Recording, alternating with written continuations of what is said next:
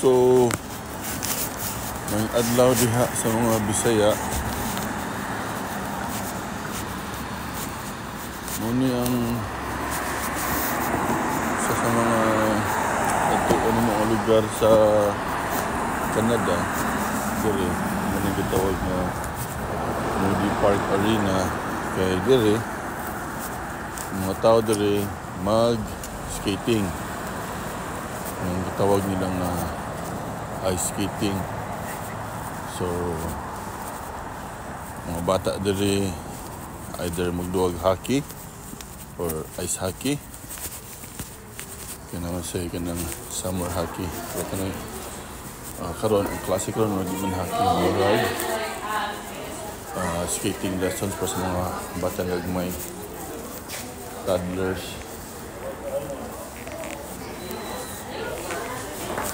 So maligta course.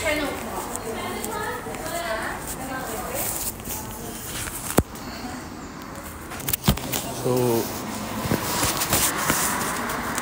kung ano mi sa Canada duga na pagmid diri kung mga anak diri na nataw.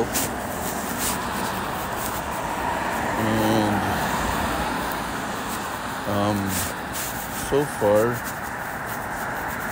ko lang i-share ba sa may panginabuhi. Daghan man kayong mga rason nung mamalhin ng mga tao ikag Cebu taga Cebu ng jud ko kadong Canada. So kumon kay sa tuwa diba nga ingon nga rason kay trabaho, ang sweldo. Pero gibungsag ka nga uban tao nga naanay gwapo nga trabaho na maayong sweldo mamalhin pag Canada, no? So ang butang talang sample na to bahin sa trabaho na ay daghang mga kuandiri, mga professional bang adukay na eskwela sa to, mga doktor, engineer, attorney, architect nga paminawon ng mga ilang storya stable kay sila trabaho sa to. Nang uban dagko na kay granggo doktor gani head na sila department nga daghana kay clinic. So meaning dagko na sa kay kita ang attorney manggani kay muna kanang lalo na po yung attorney giita na po na po nakaila, no? Kadaghanan sad kanang mga professional uban engineer, architect, nurse kanang gikan po sa laing nasod nga dagkog sweldo utang ka lang uban gikan sa Middle East, Qatar, Dubai, Saudi nga dagko na kay sweldo na nasa ilang ikag Singapore mga project manager dito. So dili naman sa ang kadaghanan na to ang rason gyud nga gamiton ang trabaho ug ang kwarta. Pero sa kadaghanan nasa uban po nga lahi pud ang rason. So muna ako sa mga pamilya di lang sa ako mingon sa mong trabaho karon pero may sa mig panginabuhi ang asawa dagko na sa big sweldo. And then among sitwasyon po sa Cebu nindot rasad nga nami sakyanan, nami balay, nami mga katabang, nami tigluto, nami driver, no? Then kung ganahan yung mga on sa gawas tungod sa mga actually usually tungod sa mga trabaho maganda may tabo pa yung mga on namin sa gawas. Okay, tungod sa mga trabaho daghan usually gabi na kami muli. So ang mga trabaho magabian gilinoon mi. So kung ko na sa mga but ako masabot mga gawas ka ng mga mahalong nga restaurant ganahan mi mga on mi na kung ligo ka ni dagat ano mong usually nga hobby o mo travel sige na sa travel sige na sa sa una kung abri pa na ang ganahan ka na mga dagat ka naman to Tambuli Beach Club naman to annual membership man among paborito pero ang ganahan si kaya namo sa una is kanang matog Bohol Beach Club sa Panglao maadtog sa tawag ani Shangri-La ug katong Hilton pa na sa una taod na pud na ang bakasyon sa Pilipinas nindot atoon ng sa Mindanao sa Davao ug sa Baguio sa North di kami man nag-Manila kay samok ganta pero kung anak ka nimi karag sad no pero ang punto na is kanang maraming panginabuhi gid sa una ang pamilya maraming kwarta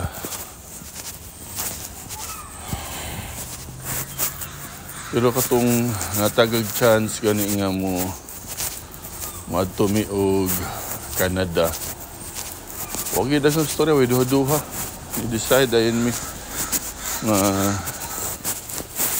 nga manhi dere and ang aming rason gyud kay ang bisag sa una pa may mga kailangan ng mga expat tawag expat kay ang sasad sa kong mga hilig sa una kanang dagat man gyud so mag-boating mag-diving so daghan sa may kailang ang expat and then basin po sa ilang lifestyle silang storya na experience bahin po ta mong research po musang gitan-aw gyud mayo ang kinabuhi gyud sa kanang gitawag nila nga first world country lahi ra gyud sa to ayud and at that time and bisan karon pa Canada naman gina sila sa kanang tawag nila nga G7 economies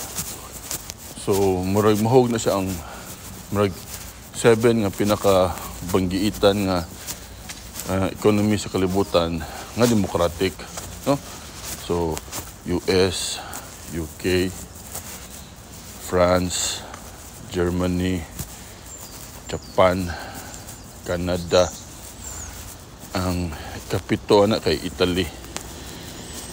I think karon ilang gihimo ng G7 ang tawag nga G7 plus depende sa panahon.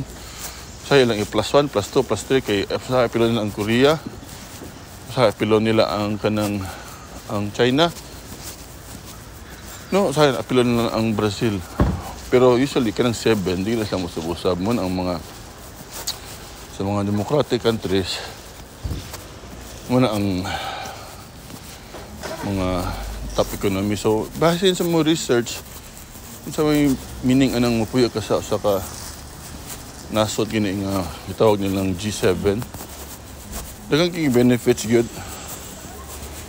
Particularly sa mong naganahan is kanang ang stability ba.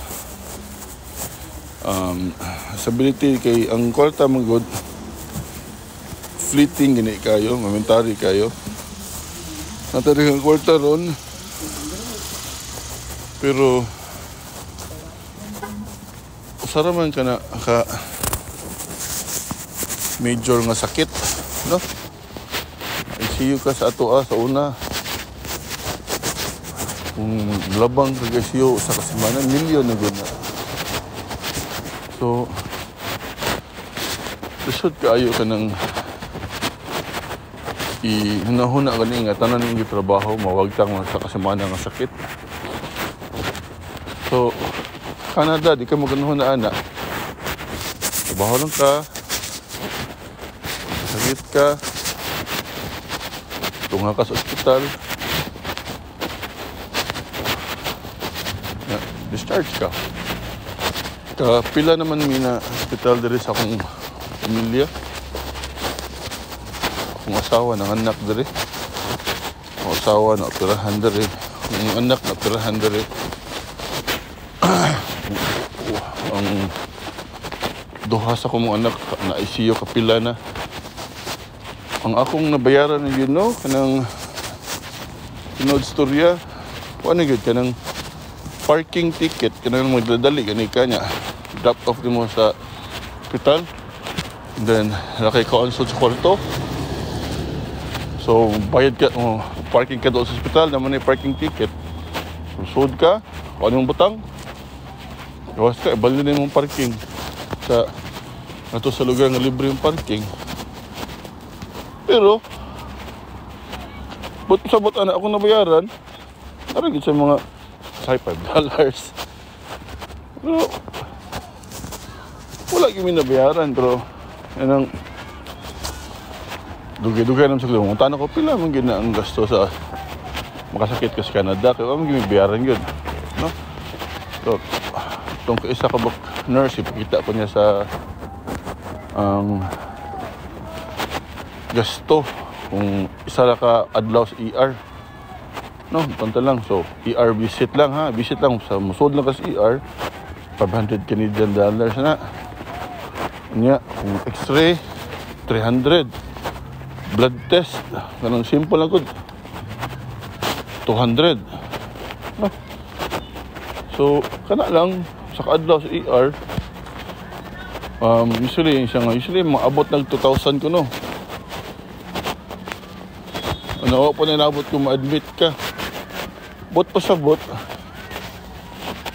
Kung wala may insurance dali sa Canada, di po dali magasakit dali.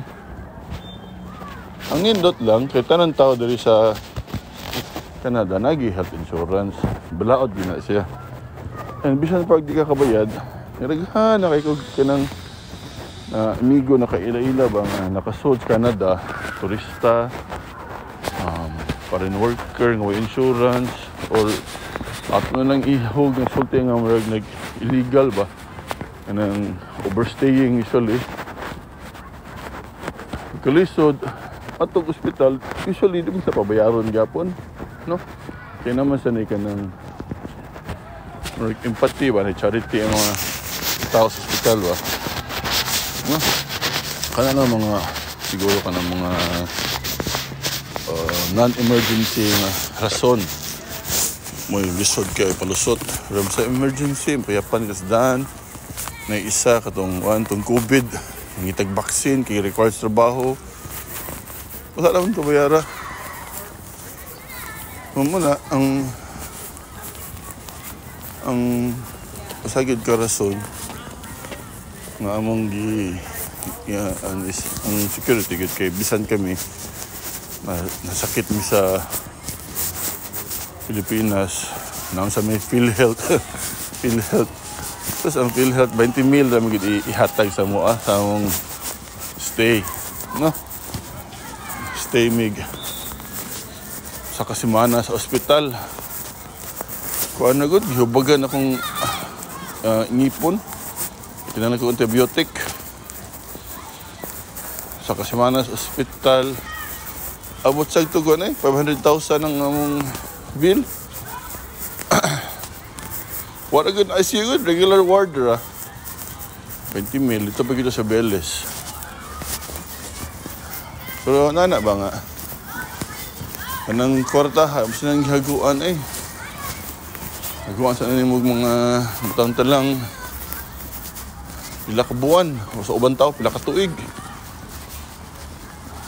Anak dere kay wala lagi may nagnahon na anak dere mga tao dere trabaho live your life man na siya dere so mo gina ang sa karason na mo other than stability daghan sa kayong trabaho diri sa Canada. Kuwang kay mga taong Canada. So munang katong nungan himi diri.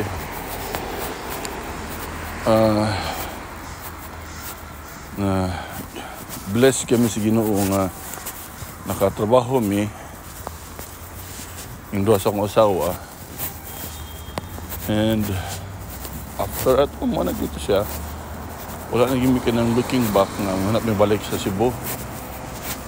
Diri na lang gimi sa Canada. So diha lang ko kutob karon kay taas-taas naman na tong storya, pero kanang gasugod mo ko imo ganig content, and ganahan sa ko if makadungog gani say nabas inyo nga ganahan mo ka ng istorya sa mga kinabuhi sa Canada, ganahan makadungog og kanang unsaon pag-ari diri, sa inyong andamon magprepara pag-anhi diri, unsay mga kanang mga skilled work kinahanglan, mga among kalingawan diri kay sa before ko ako yung nabantayan ko sa Canada kumpara na ko sa kinabuhi sa Cebu, quality of life, you know, sa tua kung quality of life nindot pud kung mic pangita nagsama na mo sa kong example. Makaingon dyan ko nga among quality of life sa Cebu nindot ka sa good kay maka panahon ganun may nga trabaho and enjoy, balance siya ba, pero I think more on trabaho, let's say 90% trabaho muna ni ka 10% gara kayo mag-travel gyud nindot kay nga restaurant kay pamawi kini kay gabi kay trabaho. Pag diri sa Canada tanan tao wa jud kay rason nga dili ka enjoy sa quality of life kay halos mga park diri libre, ang mga hobby ng mo diri no, di man ka ng gasto kay mag-hiking katit may bukid,